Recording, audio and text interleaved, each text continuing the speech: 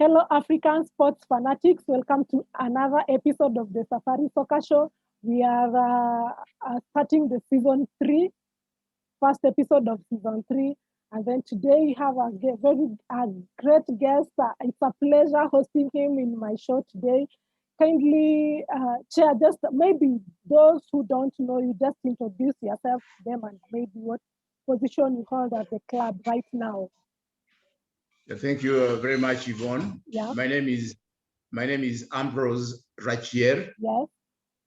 I am the chairman of Gor Mahia Football Club. Yeah. I have been chairman of the club for the last 12 years. Yeah. Okay. Thank you. That's all I can say about introducing myself in as far as football is concerned. Okay. I believe other matters really do not other matters do not concern this show. In other words, what I do in my life. No, you are free to maybe just say what, apart from, because other people may think that Gor Mahia is your full-time job, but then again, they might not know that Gor Mahia is not your full-time job. Okay, I'm a lawyer by profession. Yeah. I practice law in Nairobi. I'm also a teacher. I teach law at Strathmore University. Okay. Thank you. Okay. Okay, I don't want to lie because I don't have any questions. But then let's hope it's going to be a free interview. It's free.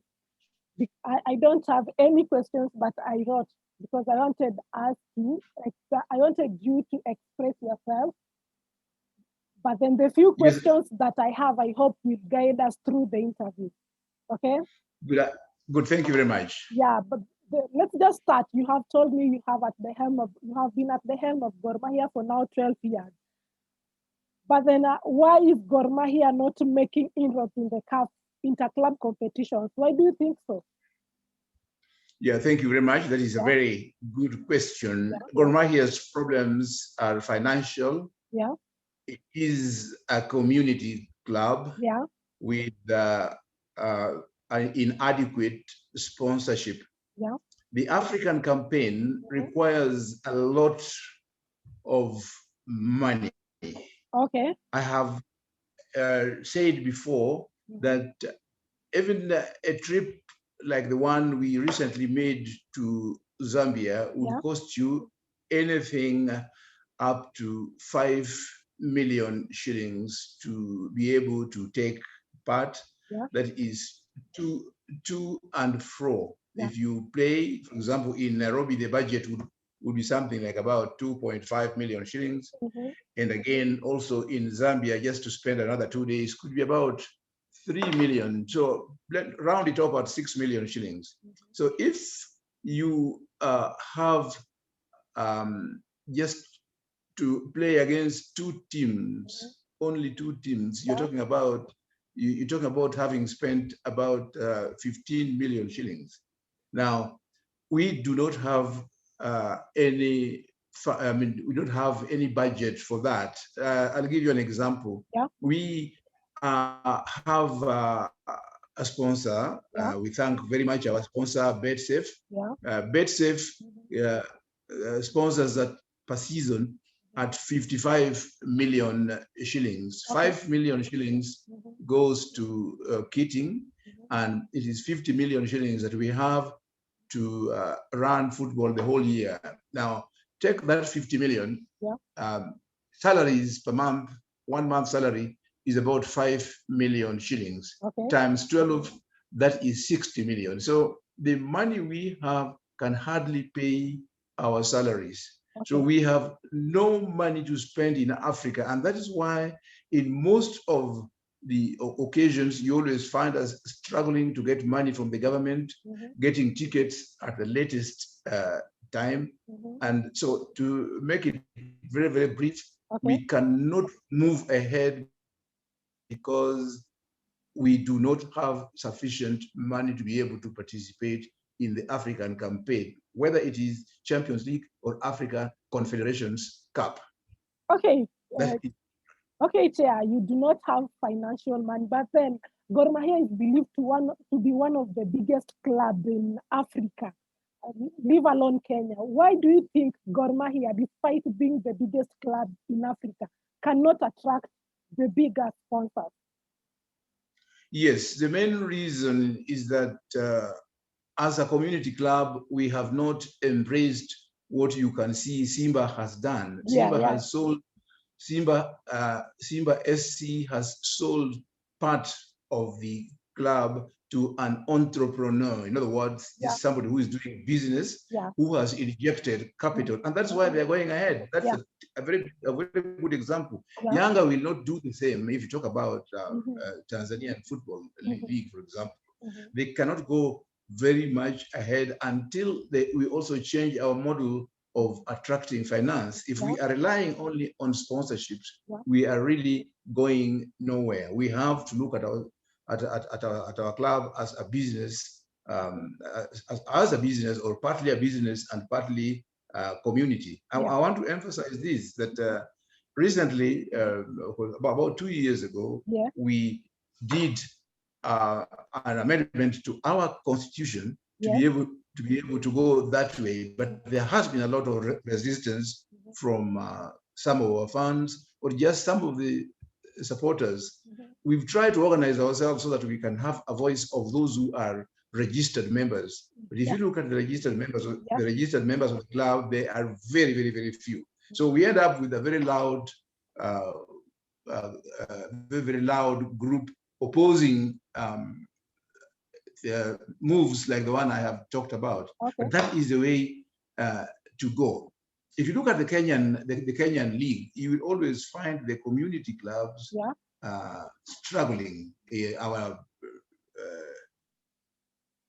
neighbors, AFC Leopards, Ingwe, are in just a similar situation. And the teams that are steady in our country are either corporate or government teams. I mean, you will have no problem. You won't hear problems in Ulinzi Stars. You will not hear problems in Bandari. You will not hear financial problems in Tusker or in KCB. But you always hear problems in Mathare United. You hear problems in Gor Mahia and all that. So the basic point I'm trying to make is that the problem with soccer in Kenya and generally in Africa is financial muscle.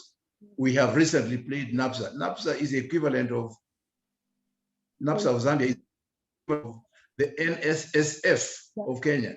So if we were to promote football, it is either an institutional club or we have to commercialize our clubs to be able to go far in the African campaign. Thank you.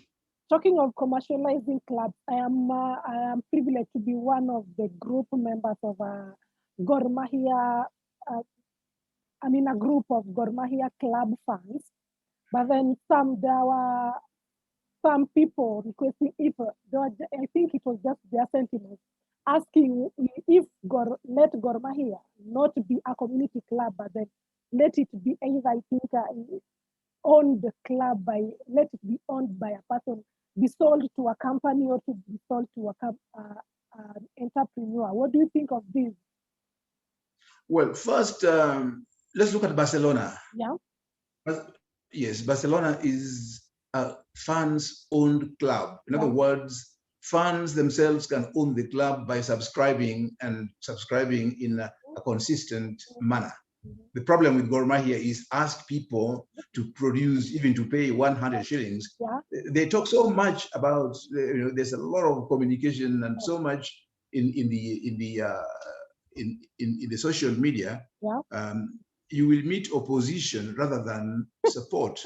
If every Gor Mahia member in this country, just 1 million people, 1 million people, everybody paid 100 shillings per month, we have 10 million.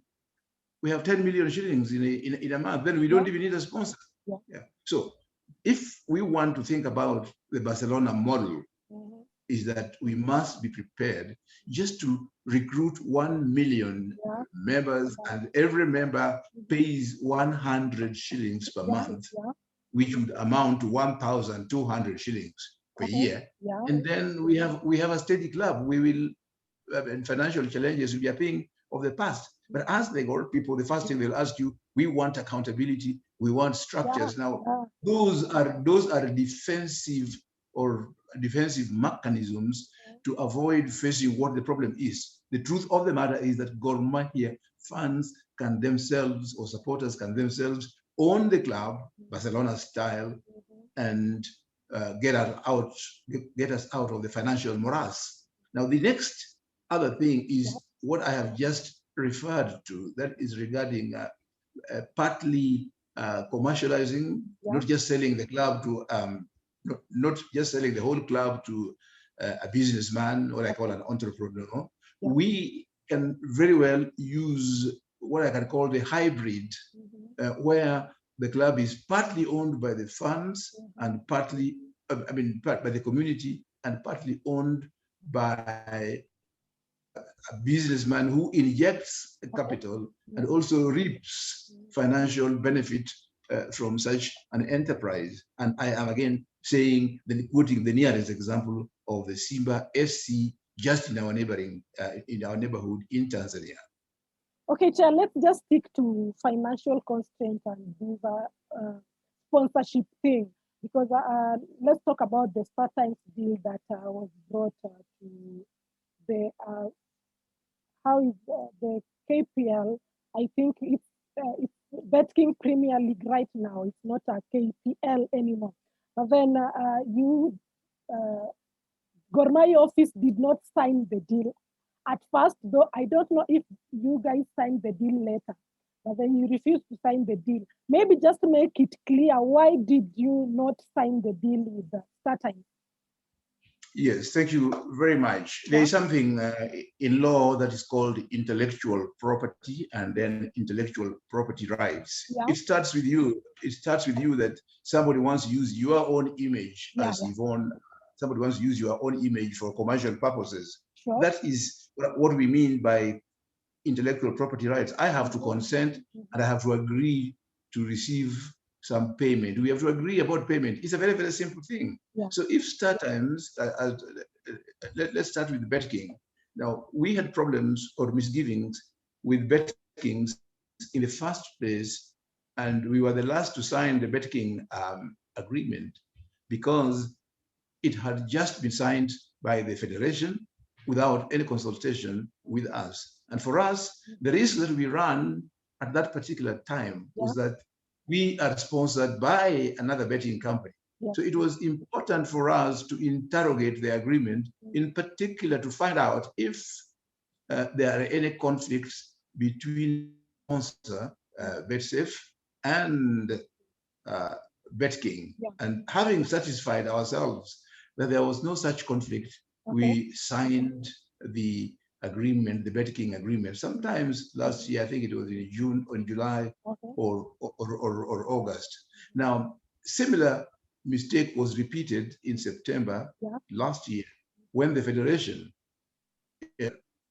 went ahead to sign an agreement with Startimes, where they were kind of selling our rights without involving us, even in looking at the agreement. And so when they called us after the event to endorse, we say we are not going to blindly endorse an agreement that whose contents we do not know. In fact, it took quite some time for us even to be able to be furnished with a copy of that agreement. And that was what caused what you can call the ruckus between us. We went to court to try to stop Startimes from showing our matches without first regularizing the issue of our endorsing these contracts. So I want people to understand that we were not just being stubborn, but we were advocating our intellectual property rights. I want to mention something important. There is an article in the FKF Constitution, which is called Article 81. It talks about the clubs and the federation jointly owning these intellectual property rights, the broadcast rights, and all that. So that means, it makes it imperative that when the federation wants to enter into any contract, it must consult the clubs. The other clubs did not see the need for that. and they went ahead to sign it. We endorsed this agreement last week on Wednesday, after having a chat with the Federation to see how to handle the rights. Now that I will keep confidential. Okay. Thank you. Okay, Coach. Sorry, okay, Chair, but just a few seconds ago, we talked about funds. You even gave an example of Barcelona fans owning the club. Do you have any plans in place to do a funds registration, as it's also for it to be also a source of income to the club? Ask it again, Yvonne. I didn't get the question. I'm asking if you have any plans to put in place the funds registration, maybe the monthly contribution of funds to the club, so as to be a source of income to the club. Yes, we do have those plans. As I said, we have amended our constitution to be able to allow that kind of participation. In fact, we are prepared to have the funds themselves own the club by coming together and agreeing to make contributions that entitle them to clear rights which can be defined in the club. We've had that request, particularly by our fans in the diaspora. The fans in diaspora have all the time been calling for an arrangement where they would make not just donations to the club, but investments in the club by funds which entitle them to certain rights. We can start with rights such as getting free entry, or entry into the stadium without having to pay. And you can also develop a model where if the club were to make any kind of profit, the funds would get it. But also we were thinking of having a card for such kind of members, so that they get discounts in markets, petrol stations, everywhere, so that it's like, no, you have a Gor Mahia card, you're a Gor Mahia member, you're supporting the club. Those kind of things, these are things that we have mooted, although we have not finalized them. I think we have set up the platform upon which we can build looking forward. Okay, Chair, let me just take you back a little bit. We were talking about the Startimes deal, which you have made it clear that you have signed it, I think, around last week. But then before, there is the current Gor Mahia SG, Sam Ochola, had signed the deal before, and then it brought a bit of confusion between the fans and also the officials. And then you later addressed this issue and even suspended the club SG. What is the relationship between the club officials, and how do they work? There are 5 of us in the club. There's five of us, and we have the best of relations. Okay. We run the club at the moment. If you ask me, you could see that it was the Secretary General who was the head of delegation when we were in Zambia. That should tell you where we are. And they traveled together. They traveled together with our treasurer. I wasn't able to travel for certain logistical reasons. So we are a very united executive committee. It is not in any organization, things are not always smooth. Sometimes you could have difference of opinion, but that does not mean that you are enemies. Thank you. Okay, let's talk about the Bet King Premier League. Currently, it's only Startimes and the Bet King betting company. But then there's a league currently which starts today. It's called Wadau Premier League. Wadau Premier League is a league started by fans. It's for fans, but then we can see it has attracted a little bit more sponsors than than the sponsors attracted by the Kenyan Premier League. What do you think the Kenyan Premier League is not doing right that the fans are? If you compare the two, what do you think the Kenyan Premier League is not doing right? Well, I don't think they're doing anything wrong. I think the problem is that the corporate world, the Kenyan corporate world has not embraced football as an enterprise. Okay. They do not want to do sponsorships. You will always see that virtually all the sponsors are betting companies, but you hardly get any other organizations. I mean, for as long as I can remember, the people are not. I mean, the corporate world is not taking part in football now. The Wadau are, I think Wadau is translated as stakeholders. Sometimes you will find that Coast Bureau tournament attracts more sponsorship than some of the Premier League clubs. I think I'm not a specialist in marketing in any way, but I believe that sponsors tend to go for crowds. Why Gor Mahia fans appeal to many people is that they are a brand. They make a brand. So if you can make yourself into some kind of brand, you attract sponsorship. You attract attention out there without vilifying any club. The institutional clubs are surviving purely because they're being supported by the institutions. They have no funds whatsoever. So if the institutions were not supporting them, they would be dead. And talking about having funds, in Kenya, the two leading clubs which attract attention. If you look at, you can see you wearing SportPesa. SportPesa only sponsored Gor Mahia and FC Leopards. Similarly, if you look at BetSafe, they're only sponsoring those two. So there is something in crowds and in numbers and in making a brand. If you do not, Wadau are stakeholders, if they are fans and they are many, then they provide room for attention. And that's why I would say they would be attracting sponsors more than, for example, Mathare United. I'm sorry to talk about it. Mathare United would virtually not be having any significant funds at all that would attract serious sponsorship. Okay, Chair, let me ask you, because the Gor Mahia is known to be having foreign coaches.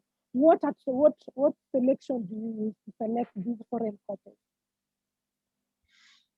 Well, I think it's not a question of being foreign. I think it's a question of capacity.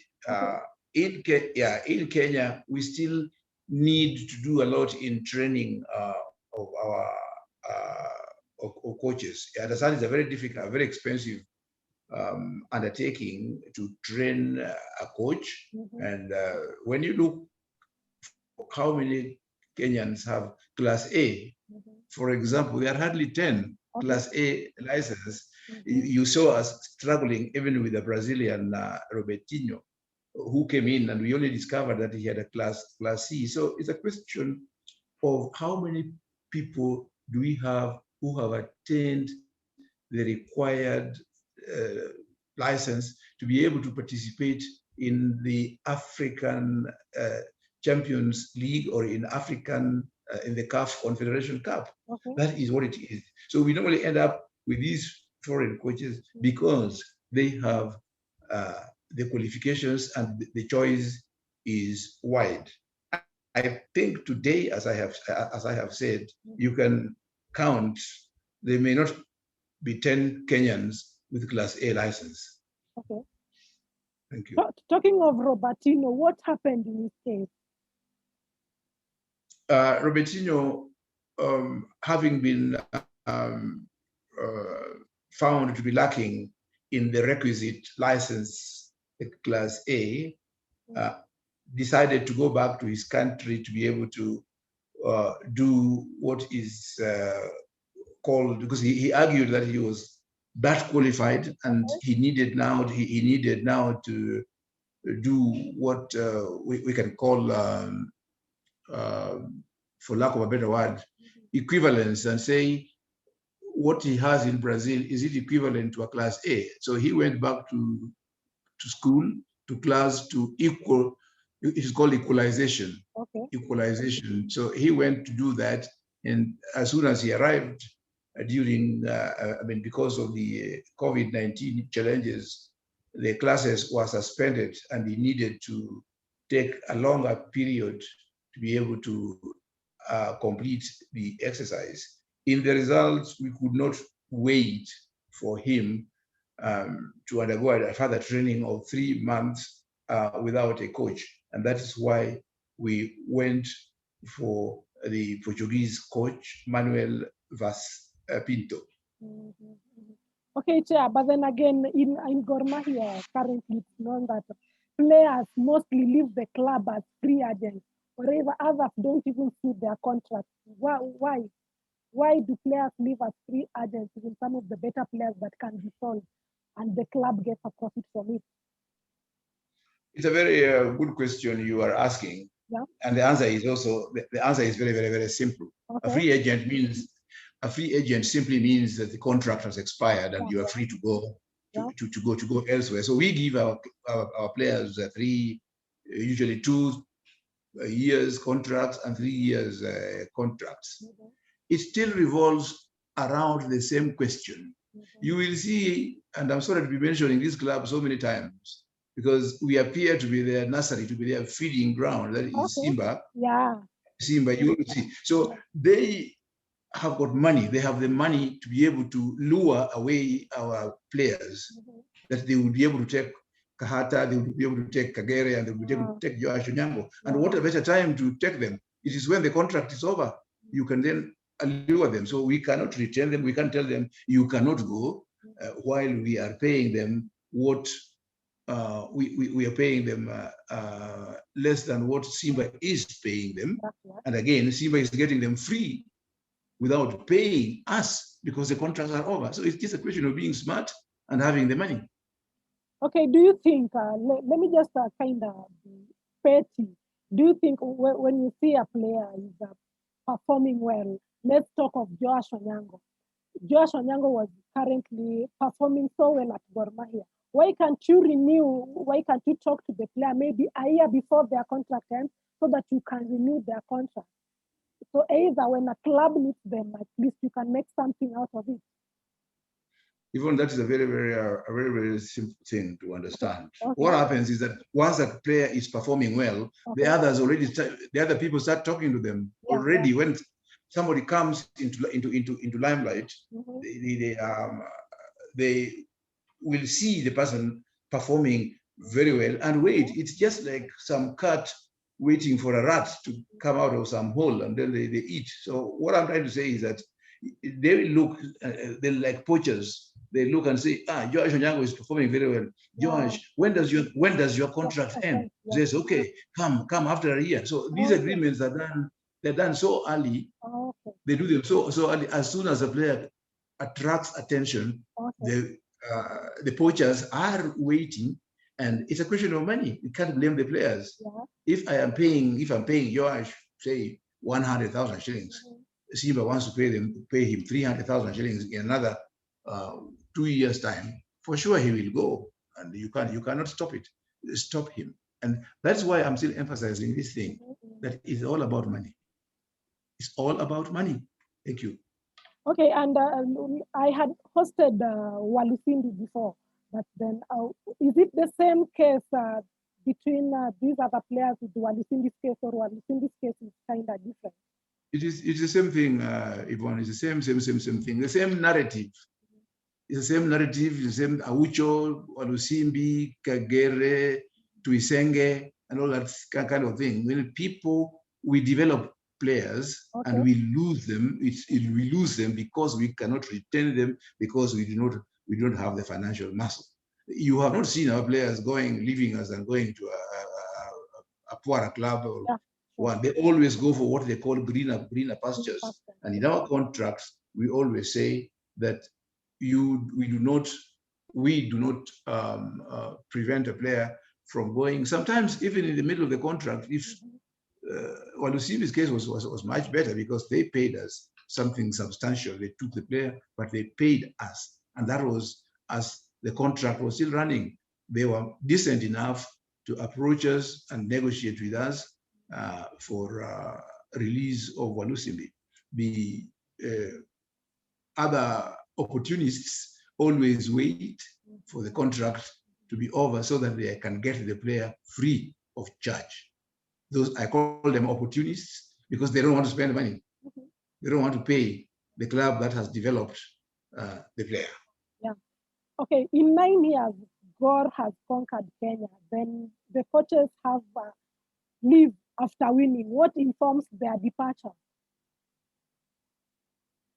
What? Just ask the question again. I asked in 9 years, or 9 or more Yes, years, Gor Mahia has we have conquered Kenya. Yes, we have conquered Kenya, courtesy my leadership. Yeah.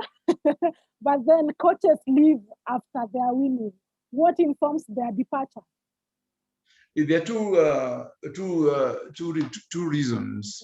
One is I think there are three reasons if I remember. Yeah. Some have left citing personal reasons. Others have used Gor Mahia as a platform for better, just the same thing I've been talking about, for better income elsewhere. In other words, I have finished, I've got the, improved my CV. Yeah. I have coached in Africa, so I've coached Gor Mahia, famous club, etc. So they go. The third one, the truth of the matter is sometimes it's a question of money again. They are looking for better pay, which we cannot afford. So they get attracted elsewhere, lured elsewhere for better pay. Now, I want to be honest that sometimes we also struggle to pay these coaches because they are not cheap.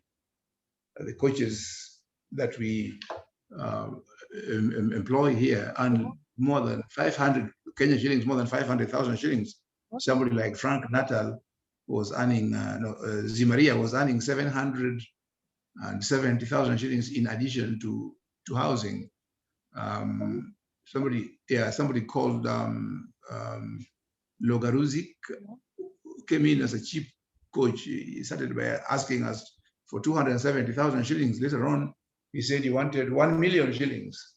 So we parted company because we could not pay him 1 million shillings. I'm just giving you random examples of the coaches that have left us. They come in, good, polite, but as soon as they feel they become indispensable, they ask you for an arm and a leg. Okay, but then Oktay once said that he was to bring Turkish Airlines to partner with the club. Why did the deal fall through? Well, maybe it's going to happen. Maybe it's going to happen. Talking about Oktay, he didn't leave because of money. He didn't leave. He just said he has personal reasons that made him leave. We didn't sack him. He didn't go in any manner that you complain about him. But he had personal reasons, and that's why he still wanted to go on with that partnership. But maybe it is still in the offing. It is still going to happen. Okay, I also said him, and he told me that he left the club because of personal reasons as well. But then again, Chair, But then again, Chair, how do you plan to solve these perennial problems of players go slow and strikes due to salary issues and allowances? Even we've said this. We've said that we are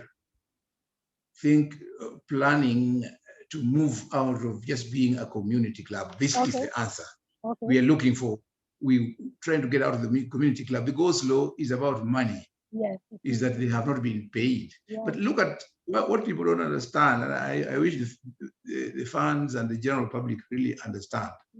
The whole of last year, there was no football activity. There was no sponsor,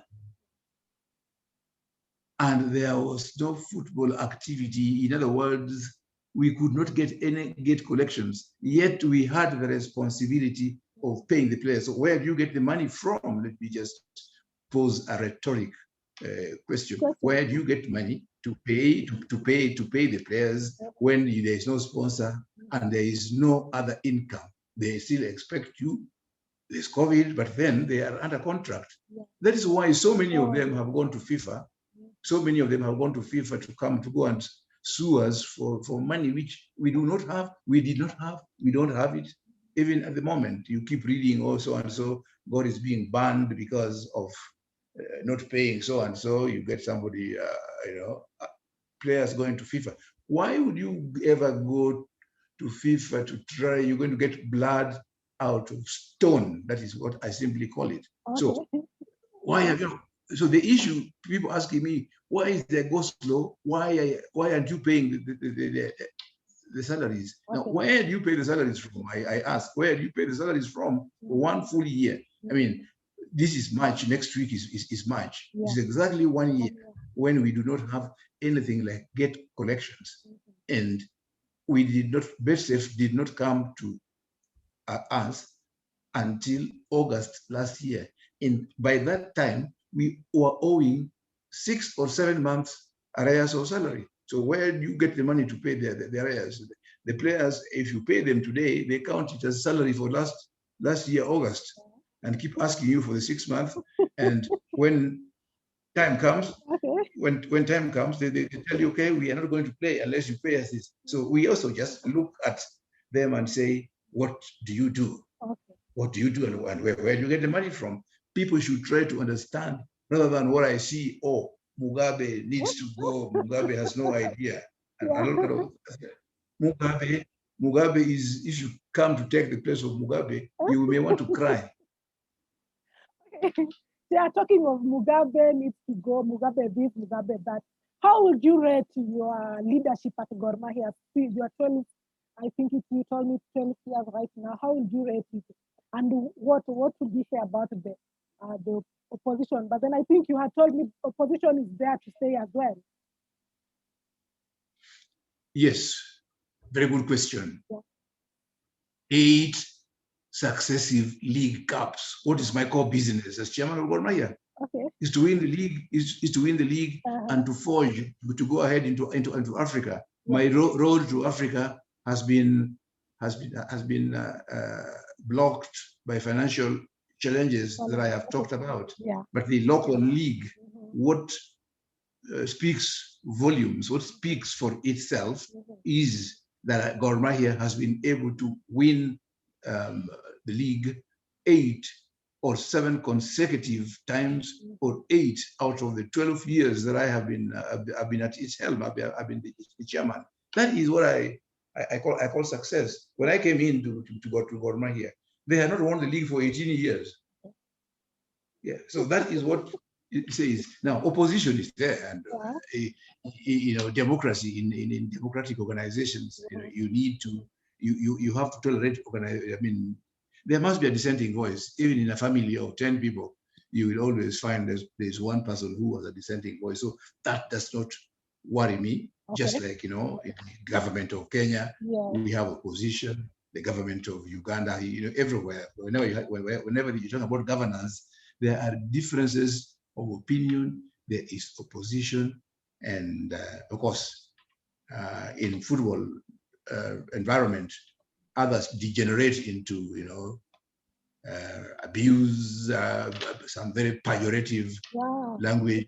And again, one thing you must tolerate is that people are brought up from different backgrounds. There are those who cannot say thank you. They have never heard of the word thank you. So you have to deal with those kind of people. Once you're dealing with a community club, you will get people who are themselves mannerless, indisciplined, all that thing. Not just opposition people. You get people who take bangi, who drink excessively, but they are Gor Mahia fans. They are Gor Mahia fans. So when they are under those kind of influence, you have to absorb what they tell you. Yeah. Okay, Chia, now let's, you have talked of conquering Africa, but then last weekend, Gor Mahia went to Zambia to play in Aftershock. First, even before I ask about the incident that happened in Zambia, why did Gor Mahia not travel prior to the time that they were supposed to travel? Because I was not aware. They were to travel about, I think, on Friday night, but then they traveled the day of the match. What happened? We had difficulties in raising tickets to travel on Friday. Without going into detail, we had difficulties in raising our tickets, air tickets, to be able to go. But we were determined to go, and that is why we were able to get into arrangement that we got a charter flight, arrived 3 hours before the match, went straight into the match, and the rest is for everybody to see. You saw that we won 2-1 at the 90th minute, and the match should have ended in the 90th minute. 4 minutes were added, and even after the 4 minutes, some other minutes, I think 2 or 3, were added in search of a penalty. As a result of which we were robbed, and after the ill-fated penalty was given, I think the referee started dashing on his own. I think he knew he was in danger, so he started dashing off. He knew what he had done, and those are people who must be disciplined. If any respect has to be given to the organization of this African football, some action should be taken against that referee, and I'm prepared to say that in any other platform. Okay, Chair, you tell me you had difficulty in raising tickets, but then playing against Nafat, their home ground, was something that you guys knew before. Can we say it's a poor planning, or is it that it took you long to raise the ticket? Lack of money is not poor planning.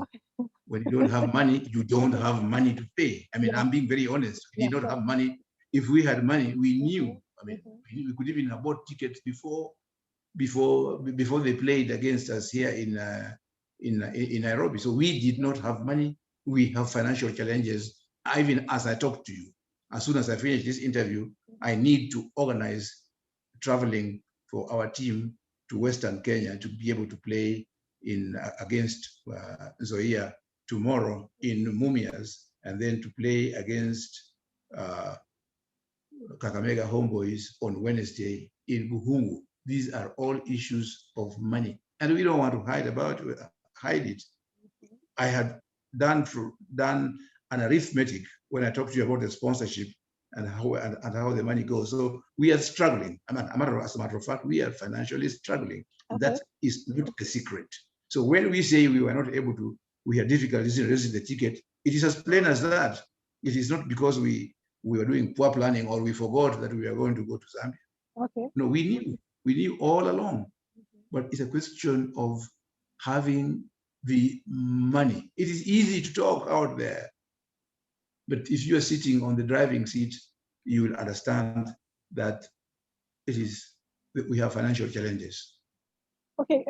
I think the main thing affecting Gor Mahia right now is financial issues. But then again, owing as per the Gor Mahia signings, most of the fans, I think, ask what criteria do Gor Mahia use to sign the players? Because I think currently most of the foreign players that were signed by the club do not make it to the first 11. So the main question is what criteria is used to bring these foreign players to the club if they can't make it to the first 11 or even at the bench? That is not true. We have 5 foreign players at the moment. That is normally the limit. We have Jules Ulimwengu. I think he makes it to he's been playing fairly consistently and scoring. The other one is Tito Okello. I believe people see Tito Okello playing. The other one who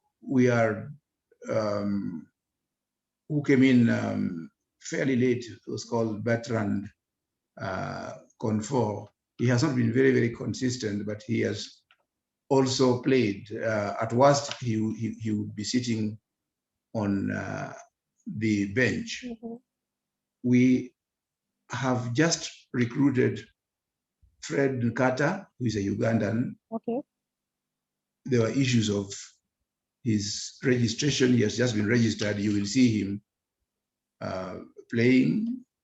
We have recruited a Brazilian who has hardly been here for one month. They couldn't take part in the league until the formalization of their registration. We have Abdul Karim Nkiema or Zoko. Now, those are our current registered, and you're going to see them in this new season. So, answering your question, what criterion? Now, the criterion or criteria for engaging foreign players is always their performance. And this performance is judged by either somebody who knows them or who have seen them somewhere, or the records that they do have. If you talk about somebody like Jules Ulimwengu, he was the leading scorer in the East and Central African Championship of 2018, leading scorer. That was the criterion from which we engaged him. Now, when he came in, he took time to settle because he was out of football for 1 year in Malaysia and eventually in, I forget the name of the town, but it's an island in, the president of that country is called Wema, something like that. Guinea, I think, yeah, something like that. So he was out of football. That's the point I want to make. Tito Okello is the national striker for the Sudan national team. And you saw them playing against Uganda in Nyayo Stadium. So isn't that, and those credentials or the credentials that you can talk about. So people should forget, I mean, desist from making accusations that also and so is scam, so is a scam. If somebody has not hit form, or somebody is maybe not scoring as you want to, as he should have done, but because of emerging out of rust, he's been rusty.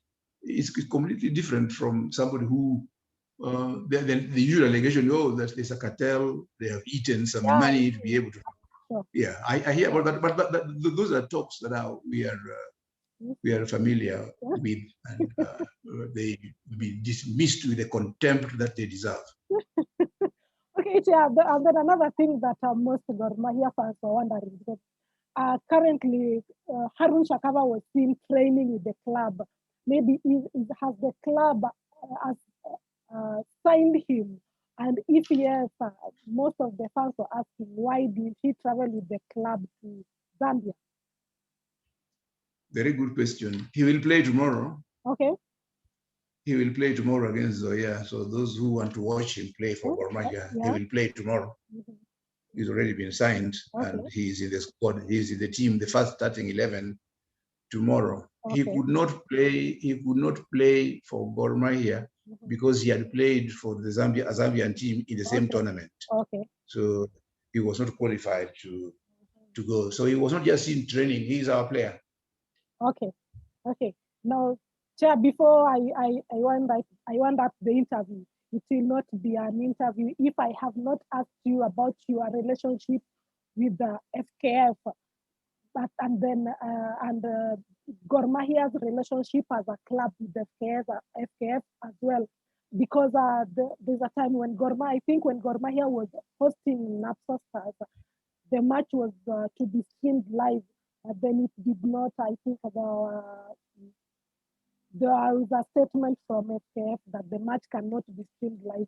So what is the relationship between you as a person and FKF and also the club's relationship with the Football Kenya Federation?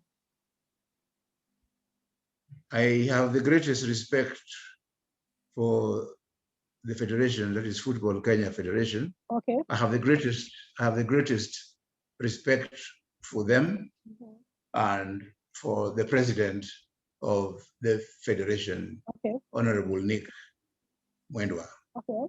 That is what I can say. Two, in terms of governance, we cannot do without the federation, in the sense that they are the owners of, they are the head of football in our country, and we are their subjects. They are the government, and we are the subject that they must, that must be guided by them. They are the ones running the league, and we must participate in the league according to the rules that they place before us. So, two things that I, as a person, I want to say I have a lot of respect for the federation and for the president. Whenever I raise issues, is that I must raise certain issues. Things you must point out. You cannot just say yes, yes, yes, yes, yes. You must be able to point out. If you want to be a useful member, you must be able to say, this, we are not happy with this and that. But in Kenya, and sometimes depending on people's horizons of thinking, is the thing that you are fighting or so. I mean, you should be able, a useful leader should be able to point out where there is a problem to be corrected. Yesterday or this morning, I have read a complaint by Sofapaka president, complaining about the level of officiating, the level of refereeing in the country, and telling FKF, you must look at the referees. Okay, the referees are appointed by the federation. So if you point out and say, look, this referee is incompetent or unfair or is biased or something like that, you are not opposing the federation. You are only saying you are only trying to point out where you think some remedial action ought to be taken. But Kenyans, or some Kenyans think that, you should just sit there and say, yes, you get slapped on this side, and then you turn the other cheek to be slapped. That is what some people think ought to be done. So if you say, look, I think this is wrong, most people, there are a number of people who think that, you are in the opposition.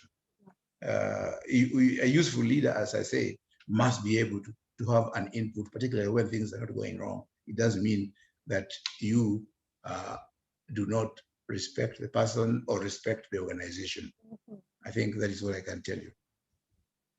Okay, but then what happened? I think when Gor Mahia match was to be streamed live, but then again it did not stream live. Was there miscommunication between the club and FKF? I don't think so, Yvonne. This was a media issue, and you remember it led to a blackout. Yeah. Yes, God did not take any action. We were not concerned. We were not the ones streaming the match. Yeah. This was a media issue. Yeah. Yes, and I think the best people to answer this question is to ask the media people and say what happened, because we did not participate. We did not take the media people there. We did not stop them in any way.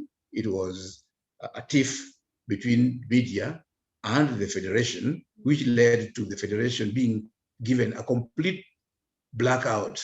Okay. And we also did not participate in the resolution of the problem. They solved it themselves, so they are better placed to be able to talk about what happened in that matter of the streaming. Okay, one last question. What is maybe some people do not know, but then what is the relationship between Gor Mahia Football Club and Gor Mahia Youth?